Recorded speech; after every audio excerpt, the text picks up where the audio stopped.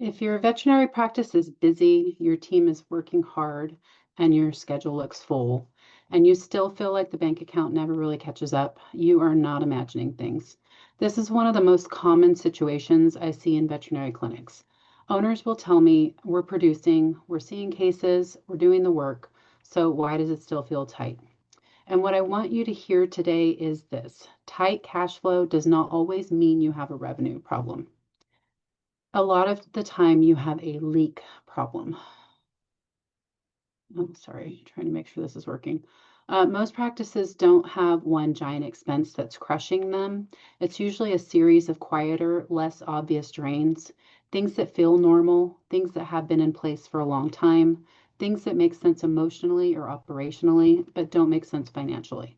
Once you see the totals, and because these expenses are scattered across vendors, payroll, inventory, and day-to-day habits, they hide in plain sight. They don't look dramatic in any one spot, but they steadily pull your profitability down. So today I'm going to walk you through 8 hidden expenses that drain veterinary practices and what to do about them. Not in a cut everything and suffer way, in a clean up the leaks so your practice can finally breathe way. And as we go through these, I want you to listen for the ones that make you think, yep, that happens here. Because you don't need to fix all 8 at once. Fixing 1 or 2 can create immediate financial relief. Today's live is called 8 Hidden Expenses Draining Your Veterinary Practice and How to Stop Them. Here's how we're going to do this. For each hidden expense, I'm going to explain what it looks like in real practices, why it drains money even when you're busy, and the specific steps that stop it. The goal is not to overwhelm you. The goal is that you leave this live with a clearer picture of where your money might be going and a practical path to tighten things up. Also, quick note before we jump in. When I say hidden, I don't mean dishonest or shady. I mean expenses that don't get attention because they're accepted as normal or because no one has ever really measured the impact. That's what makes them dangerous. Unmeasured things grow. So before we jump in, if we haven't yet met, I'm Cassie Sykes. I live in East Texas. I'm married. I'm raising teenagers. So I spend a lot of my life balancing work with real life, which means I have a deep appreciation for anything that makes things simpler and more stable. I'm also someone who genuinely believes practice ownership should create freedom, not constant pressure. I don't think you should have to be stressed every month to own a clinic. And I'm sharing this topic because I spent a lot of time inside practice financials, and I can tell you there are patterns. Once you know what to look for, you start seeing the same drains again and again. And most of them are fixable without working more hours. The first hidden expense is payroll creep, more specifically, roll drift. Payroll is usually the biggest expense in a veterinary practice, so even small inefficiencies here have a huge impact. Payroll creep happens when you add hours, add positions, or increase pay in response to stress, but the practice doesn't simultaneously improve systems, productivity, or revenue per labor hour. Role drift is when someone's job slowly becomes something different than what the role was intended to be. A front desk person becomes the person who fixes every schedule issue. A lead technician becomes the person who trains, manages conflict, and covers gaps constantly. A practice manager becomes the person who is basically running the whole building while also doing tasks that could be delegated. When role drift happens, you end up paying higher wages for low value tasks, not because your team isn't capable, but because the practice doesn't have clear role boundaries and measurable outputs. And here's the key. When payroll creep happens, owners often don't notice it right away because each change feels justified in the moment. We had to add hours because we were slammed. We had to hire because phones were falling apart. We had to pay more because we didn't want to lose her. All of these reasons can be valid, but the hidden cost is when revenue doesn't rise at the same pace. The key or the way to stop this is not automatically cutting people. The way to stop is to measure payroll in a way that tells the truth. You want to know your payroll as a percentage of revenue. Yes, but you also want to know revenue per employee and revenue per doctor hour. Then you want to pair that with role clarity. Every role should have a defined purpose, a list of core responsibilities, and a short list of measurable outcomes. What does success look like in that seat? If you implement role clarity and measurement, something powerful happens. You don't have to guess whether you're overstaffed. You can see whether you're getting output for the cost. And if you're not, you have a very clear starting point. Do we need better training, better systems, better scheduling, or a different structure? Hidden expense number 2 is vendor creep. And this one is sneaky because it feels like small money. A couple hundred here, 300 there, 1,000 for something that's important. Over time, practices end up with layers of software subscriptions, service contracts, communication tools, marketing platforms, inventory systems, texting tools, HR tools, compliance tools, and so on. The biggest issue is not even the cost of one tool. The issue is stacking. You have multiple tools that overlap because they were purchased at different times to solve different problems. Or the practice bought a tool, never fully implemented it, and now it's just a monthly charge no one wants to deal with. Or there's a contract that auto renews and no one knows the cancellation window. Or you bought a new software that took care of 3 different things and didn't cancel the old software that only took care of one. So here's what this looks like in real life. A practice has a practice management system and then adds additional texting tools, then adds a separate phone system, then adds an email marketing platform, then adds a reputation management tool, then adds a separate reminder tool. And it's not that these things are bad, it's that the practice often doesn't stop to ask, are we getting the value we think we're getting? And are we using this at the level required to justify the cost? To stop vendor creep, you need a reoccurring vendor audit. I like quarterly because it keeps you ahead of renewals, but even twice a year is better than never. You pull every recurring monthly and annual charge and you categorize it. What is essential? What is nice to have? What is redundant? What is unused? Then you assign ownership. Someone on your team should be accountable for each vendor relationship and whether it's being used properly. This is not about being cheap, it's about being intentional. If you spend $5,000 a month on tools and you're using them well, that's great. But if you spend $5,000 a month and no one can tell you what half of them are doing, that's a hidden expense draining your practice. Hidden expense number 3 is scheduling inefficiency. This is one of the most expensive invisible drains because it doesn't show up on the P&L as a line item called bad scheduling. It shows up as lower revenue than your practice should be able to produce given the size of your team and the fixed costs you carry. Every practice has fixed costs: your lease, your utilities, your practice management system, insurance, many parts of payroll. Those costs can't go down or don't go down just because the schedule has holes. When you have gaps in doctor schedules, poor appointment flow, inconsistent slot lengths, or a schedule that doesn't match the actual case mix, you are paying for unused capacity. A common example is when appointment lengths are not aligned to reality.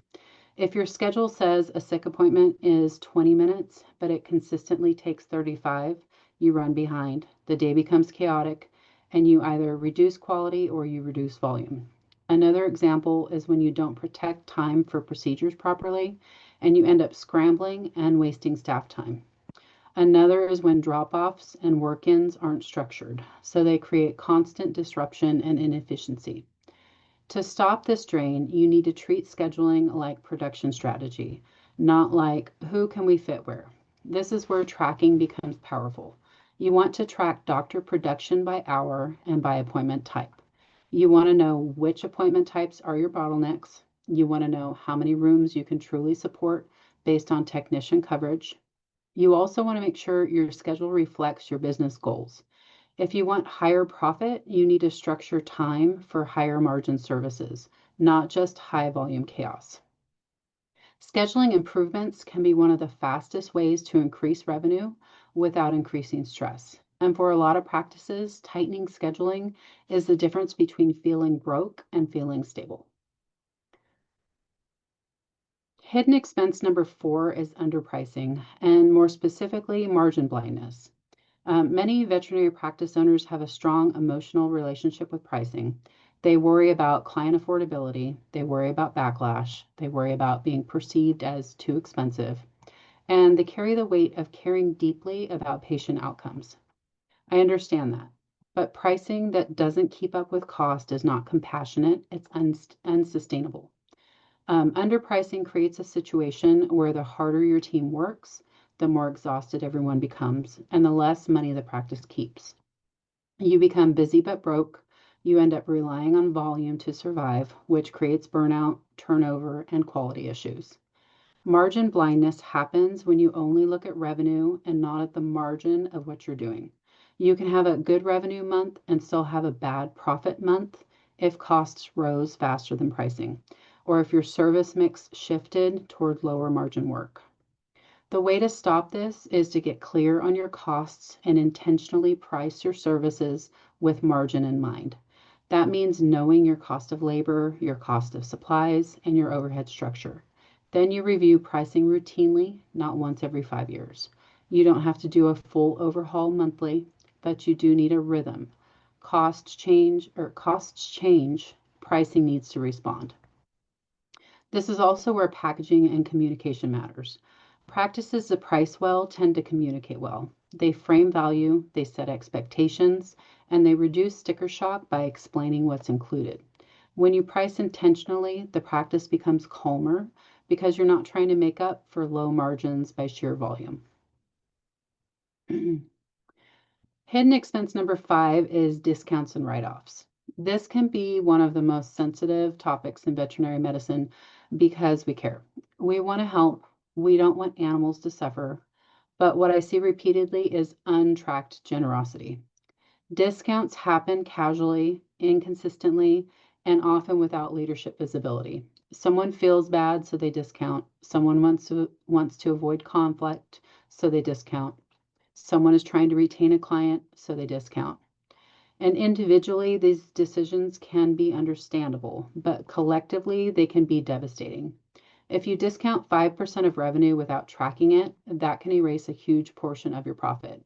And the practice often doesn't feel it until cash is tight, payroll is heavy, and owners are wondering why they're not getting paid what they should. Stopping this drain requires policy and tracking. You need discount categories so you can see patterns. You need limits on who can approve what. You need a consistent approach to financial hardship cases, and ideally a proactive plan like partnering with third-party financing options, having clear estimates and deposits, or using structured wellness plans where appropriate.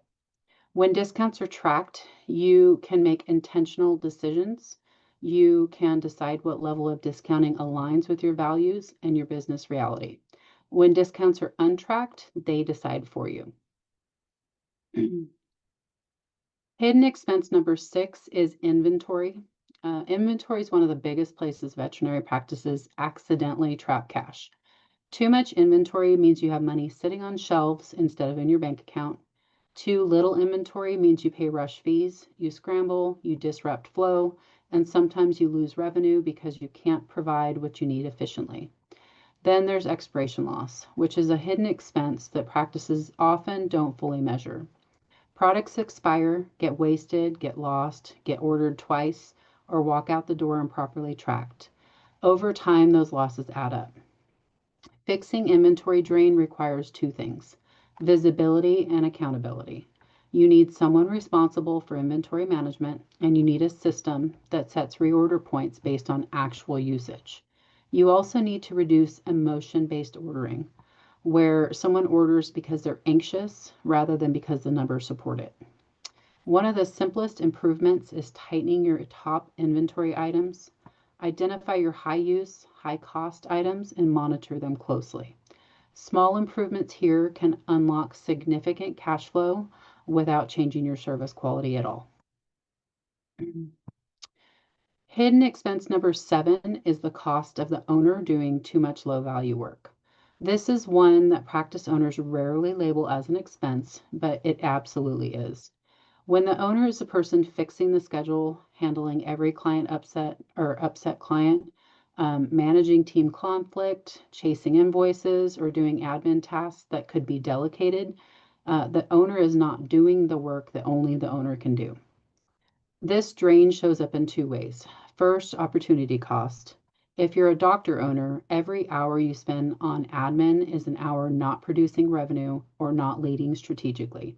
Second is burnout cost. When the owner is overloaded, decision making suffers and the practice tends to become reactive rather than proactive. Stopping this drain requires two decisions. You decide what only you can do, and you decide what you are willing to let go of. Then you build systems and train people so the practice can operate without you holding every thread. This does not mean you stop being involved. It means you stop being the bottleneck. Hidden expense number 8 is a lack of financial visibility. This one is the foundation because if you don't have accurate, timely numbers, you can't spot leaks early. You end up finding out you have a problem after cash is already tight. Many practice owners rely on the bank balance and gut feeling, and I get why. It's fast, but it's also misleading. You can have a decent bank balance and still be trending toward a cash crunch because of upcoming payroll, taxes, or vendor timing. You can also have a low bank balance and still be doing fine because you have predictable cash inflows and controlled expenses. Financial visibility means you have a monthly reporting you trust and you review it consistently. You're looking at profit margins, payroll ratios, cost of goods, overhead, and cash flow patterns. You're not just looking at whether you made money, you're looking at where the money is going and whether those trends are improving or getting worse. Stopping this drain is about routine. Your financials should be a tool you use, not a document you dread. Once you start reviewing your numbers consistently, hidden expenses stop being hidden. Before I close today's training, I want you to do a quick self-check. Out of the 8 we covered, which 2 do you suspect are draining your practice the most right now? Not what you hope it is, not what feels easiest to fix. What do you actually suspect is happening based on your day-to-day experience? If payroll feels heavy, that's a sign. If vendors feel messy and no one knows what you're paying for, that's a sign. If your schedule feels chaotic and you're always behind, that's a sign. If you're constantly discounting, that's also a sign. Your practice gives you clues. The numbers confirm them. And here's why I like this approach. When you identify your top 2 drains, you can focus. You can make a plan. You can fix one problem at a time instead of trying to do better financially in a vague way. Every week I go live to help veterinary practice owners run their clinics with more clarity, more control, and less stress. If you've gotten value from this, make sure you follow so you don't miss the next one. And if you're watching live, drop a comment. Tell me which hidden expenses you're going to look at first. And if you're at the point where you want help finding these leaks in your own practice using your actual numbers, that's what a profit and cash flow analysis is for. It's where we take your financials, we identify what's driving the strain, and we map out practical next steps you can execute without turning your life upside down. If what we covered today highlighted gaps, uncertainty, or just a sense that things could feel more organized, that's completely normal. Most veterinarians aren't missing effort, they're missing clarity. The challenge isn't knowing more strategies, it's understanding how your income, personal planning, and cash flow actually work together in your real life. If you want help applying this to your actual numbers, you can book a free profit and cash flow analysis. On that call, we'll walk through your income, household setup, and cash flow, identify what's working, where things are leaking, and map out clear, practical next steps. No pressure, no jargon, and no unnecessary digging into your practice books. You can grab a time at the link on the screen. Oops. Before you go, I want to share an incredible resource designed to elevate your veterinary practice's financial success. I put together a free ebook just for you. It's called 7 Financial Strategies. Inside, you'll discover practical steps to increase profitability, improve cash flow, and make smarter financial decisions for your practice. You can also grab your free copy in the comments. That's it for today. If this helped, please pass it along to another vet owner who could use a clearer picture of their numbers. And if you're ready to get yours dialed in, go ahead and book that free profit and cash flow analysis. See you next time.